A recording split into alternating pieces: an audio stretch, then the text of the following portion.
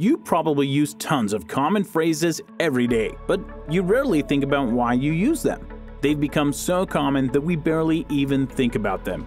It's sort of a reflex or linguistic muscle memory. But just for the fun of it, let's see what the origins behind some of the best known phrases and idioms in English are. Stay tuned to number 1 to find out why it rains cats and dogs.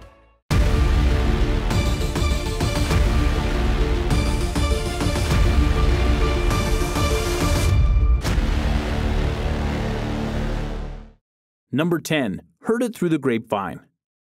Not just a song by Marvin Gaye. This is a phrase used to indicate that what you heard came to you through an indirect or unofficial source. But how did it come to be? Many people believe that the origin of this phrase can be traced to the mid-19th century and the advent of the telegraph. Indeed, the word grapevine was used for the news that was transmitted through the telegraph cable, which resembled a grapevine, but some think that it's even older than that, dating all the way back to the age of American slavery. Usually when there was some news to be picked up, the master of the plantation would send one of the slaves to the train station, post office, or wherever the news was at, to find out exactly what was happening and bring the news back home to the plantation. But oftentimes, slaves wouldn't come back directly to the house, especially when the news was about them, and they told the news to other slaves, establishing the famous grapevine method. It sounds far-fetched, but it's definitely possible. Why don't you take a moment to like this video, and while you're there, hit that subscribe button below. Number 9. Straight from the horse's mouth. Although it sounds like a metaphor, this phrase is actually taken literally. In the past, when people were selling and buying horses, it was common practice to brag about your merchandise as much as you can. Sellers always wanted to get the best price out there, so they would often come up with all kinds of stories just to earn an extra buck. Of course, a lot of the time it did pay off, but there were also people who didn't let themselves get taken. They knew that the best way to examine the horse's age was by looking directly into its mouth and checking the quality of its teeth. This way, there was no chance of lying about the horse's age. Hence, straight from the horse's mouth. Number 8. Bigwig. Here's another saying with at least 2 stories behind its origin. In modern times, a bigwig usually refers to someone who's high up in an organization, a very important mover and shaker if you will, or someone so uptight who wants to be treated like royalty. Well, in a way, the phrase bigwig definitely has something to do with royalty.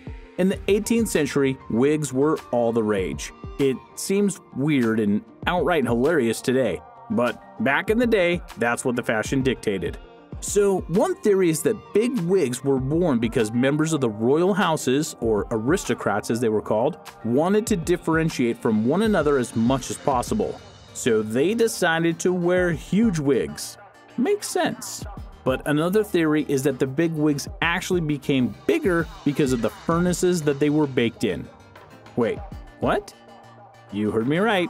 In order to eliminate lice and keep the wig clean because it couldn't be washed, people would put it inside of a hollowed loaf of bread and bake it, making it big and fluffy along the way. Seriously, a wig in a bread loaf? Pardon the pun, but that's some strange taste in fashion. Number 7. Lock, stock, and barrel.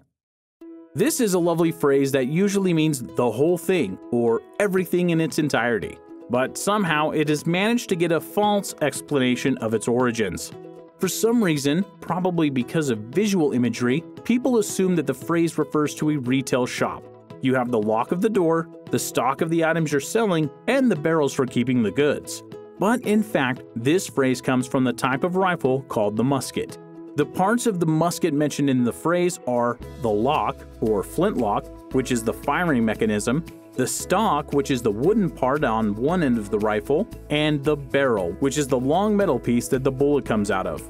So while it sounds like it could be related to a retail store, this is actually a military term that found its way into common use. That's language for you.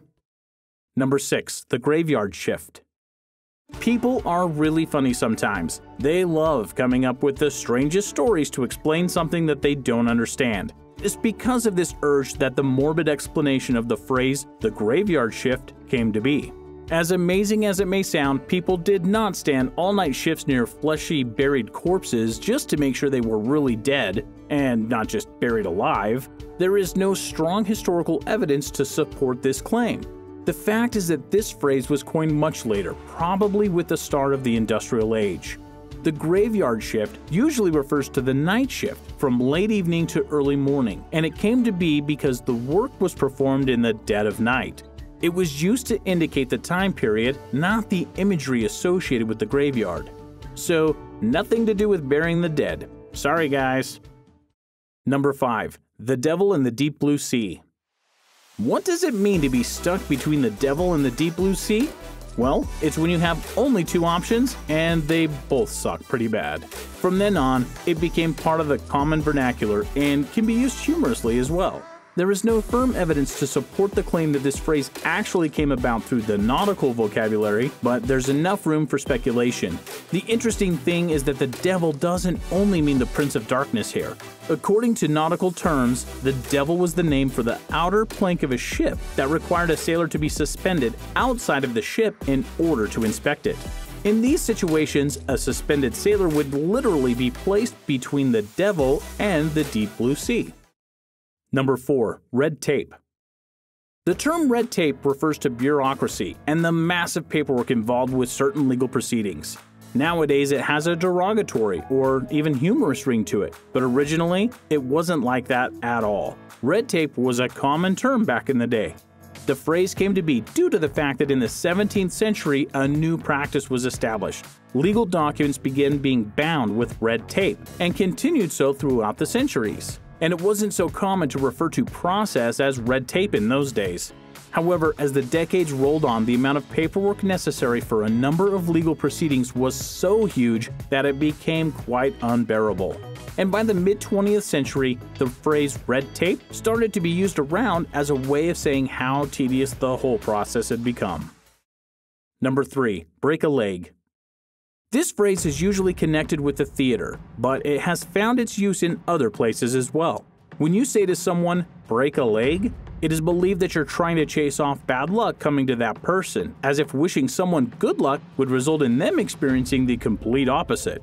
It began being used in theater extensively because many actors are known as being extremely superstitious people, especially on opening nights. But the origin of break a leg may be slightly different than what we know. This didn't necessarily come about as an anti-bad luck saying. The phrase break a leg could have easily meant put in extra work or do your best. Opening nights are very stressful events, especially if a play was rehearsed extensively. That's why all of the actors were required to give their absolute best. In other words, break a leg trying to be the best you can be on that stage. Number 2. Jump the gun.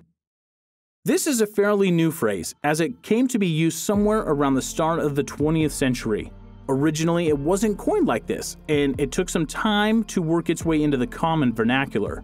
It was first known as beat the gun, or beat the pistol, but it eventually morphed into jump the gun. The origin of the story is pretty straightforward.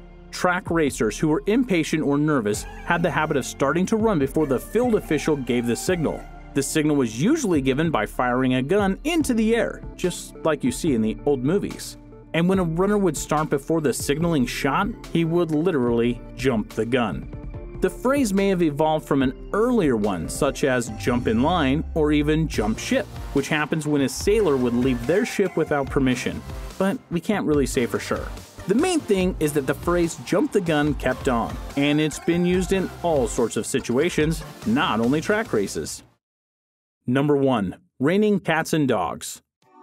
It should be clear as daylight that cats and dogs didn't literally fall from the sky. So, what actually happened to originate this phrase? Well, let's take a time machine and go back to 16th century England. Back in the day, the roofs weren't made of tiles. They were thatched with straw, and houses had no internal ceilings. So the thatched roof was the only thing that separated your living room from the open sky. The ones who benefited from this the most were the animals, stray cats and dogs wandering around the city. When the nights got cold and the thick fog came down on the towns, the best place for keeping warm was inside of the thatched roofs, because the heat from the stoves would go directly upwards. However, as soon as the rain started, and this happened quite often by the way, the straw on the thatched roofs became so slippery that it caused cats and dogs to slide down and fall from the roofs. Meaning, it was literally raining cats and dogs. Let us know what you think about these sayings in the comments below, and we'll see you next time.